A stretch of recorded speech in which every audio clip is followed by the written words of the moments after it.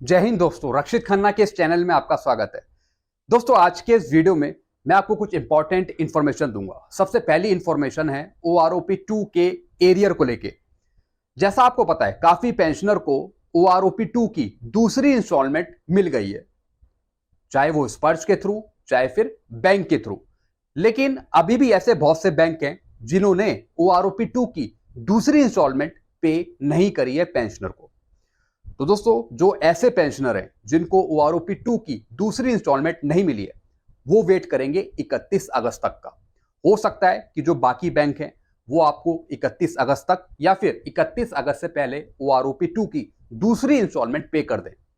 जिनको मिल गई है दूसरी इंस्टॉलमेंट, वेल एंड गुड, उन्हें कुछ नहीं करना, बस वो वेट करेंगे अपनी तीसरी चौथी इंस्टॉलमेंट का, जिनको OROP 2 की दूसरी इंस्टॉलमेंट मिल चुकी है। लेकिन जिनको नहीं मिली OROP 2 की दूसरी इंस्टॉलमेंट, वो पेंशनर वेट करेंगे 31 अगस्त तक का। अगर 31 अगस्त तक नहीं मिलती तो उसके बाद आप कंप्लेंट डालेंगे CP ग्राम के थ्रू। और जो फैमिली पेंशनर हैं जिनको कुछ भी नहीं मिला, ना ही बढ़ी हुई पेंशन ना ही फुल एरियर, तो वो फैमिली पेंशनर भी शिकायत डालेंगे CP ग्राम के थ्रू। चलते हैं अगली इंफॉर्मेशन की तरफ। अगली इंफॉर्मेशन है, सरकार दे रही है केंद्रीय कर्मचारियों को त्योहार का बड़ा तोहफा। 25 अगस्त को खाते में आएगा महाबोनस। अब दोस्तों, ये महाबोनस क्या है? किन कर्मचारियों को, किन पेंशनर को यह बोनस मिलेगा? केंद्रीय कर्मचारियों को समय से पहले मिलेगी सैलरी और पेंशनर को मिलेगी पेंशन, वो भी समय से पहले। केंद्र सरकार ने ओणम के कारण केरल में केंद्रीय सरकारी कर्मचारियों के वेतन और पेंशन को समय से पहले जारी किया जाएगा। जैसा आपको पता है, केरल में एक उत्सव मनाया जाता है और वो है ओणम, जो बड़े ही धूमधाम से मनाया जाता है। तो इसलिए सरकार ने यह फैसला किया है कि जो केरल के कर्मचारी हैं केंद्रीय या फिर जो पेंशनर हैं, उनको कुछ इनाम दिया जाएगा। केरल राज्य में सभी केंद्र सरकार के कर्मचारियों का महीने का वेतन, मजदूरी, पेंशन 25 अगस्त 2023 को बैंक खाते में पहुंचा दिया जाएगा। यानी जो सैलरी पर्सन है उनकी भी सैलरी आ जाएगी टाइम पे, और जो पेंशनर है उनकी भी पेंशन आ जाएगी। बाकी जो मजदूरी कर रहे हैं उनको भी मिल जाएगी सैलरी। तो दोस्तों, ये उनके लिए है जो केरल के केंद्रीय कर्मचारी है या फिर पेंशनर है, उनको बोनस भी मिलेगा। चलते हैं अगली इंफॉर्मेशन की तरफ। दोस्तों, एक ये लेटर जारी हुआ है आर्मी हेडक्वार्टर की तरफ से, और काफी इंपॉर्टेंट लेटर है ये। EME स्कॉलरशिप स्कीम, यानी स्कॉलरशिप मिलने वाली है बच्चों को। और किसके बच्चे? JCOs के, OR के, जो क्लास 10th के हो या फिर 12th के हो या फिर डिग्री इंजीनियरिंग कॉलेज में पढ़ रहे हो, चाहे मेडिकल की वो पढ़ाई कर रहे हो, तो उसके बेस पर स्कॉलरशिप मिलेगी बच्चों को, JCOs के और OR के।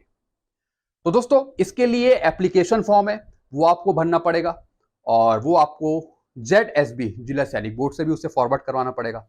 एप्लीकेशन भरने के बाद फिर आपको उसके साथ फोटोकॉपी लगानी पड़ेगी, वो भी अटेस्टेड, पासपोर्ट साइज लगानी पड़ेगी, वो भी बच्चों की photo. Attested copy for daily order part 2 showing place of birth of children, adoption of children. चाहे दोस्तों वो खुद के उनके बच्चे हो या फिर एडॉप्ट किए हुए बच्चे हो, उन्हीं के बच्चे होने चाहिए, उन्हीं को ये फैसिलिटी मिलेगी। और दोस्तों, इसकी जो डेट है एप्लीकेशन को फॉरवर्ड करने की लास्ट, वो है 30 अगस्त 2023, 30 अगस्त। तो दोस्तों, जो भी बच्चे इंटरेस्टेड हैं या फिर पेरेंट्स इंटरेस्टेड हैं स्कॉलरशिप के लिए बच्चों के लिए, तो आप ये एप्लीकेशन भर के उसे फॉरवर्ड करा के भेज सकते हैं। तो ये इंफॉर्मेशन थी आर्मी हेडक्वार्टर की तरफ से। चलते हैं अगली इंफॉर्मेशन की तरफ। यहां पे पेंशनर लिखते हैं, ऐसा कुछ नहीं होना चाहिए। हमारे हिसाब से जवानों को MSP 20,000 पर मंथ होनी चाहिए, ऑफिसर्स को MSP 5,000 पर मंथ, और MNS को MSP नहीं मिलनी चाहिए। यानी ये पेंशनर बात कर रहे हैं कंडीशन के हिसाब से, यानी जिसकी ज्यादा कंडीशन हार्श है, यानी जिसको ज्यादा जोखिम है, उसको मिलिट्री सर्विस पे ज्यादा दी जानी चाहिए। अब आप बताइए मुझे, सबसे ज्यादा जो मुश्किल कंडीशन है वो किसकी है? आप बोलेंगे ORs की, JCOs की, क्योंकि वही फ्रंट लाइन कमांडो है, वही आगे खड़े रहते हैं, वही देश की रक्षा करते हैं दुश्मनों से, वही सीने पे गोली खाते हैं।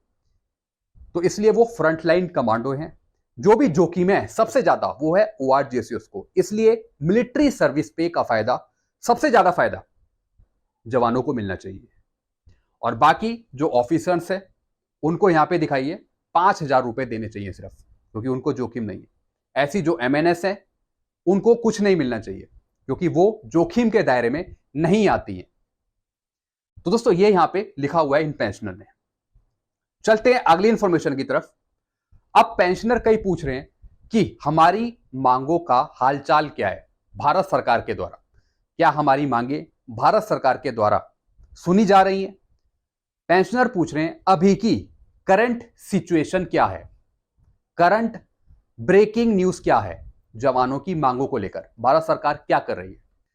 भारत सरकार फिलहाल अभी कुछ भी नहीं कर रही है आपकी मांगों को लेकर, अभी वो शांत बैठी हुई है। हो सकता है 2024 में चुनाव से पहले कुछ कर दे भारत सरकार, लेकिन अभी फिलहाल वो कुछ नहीं कर रही है।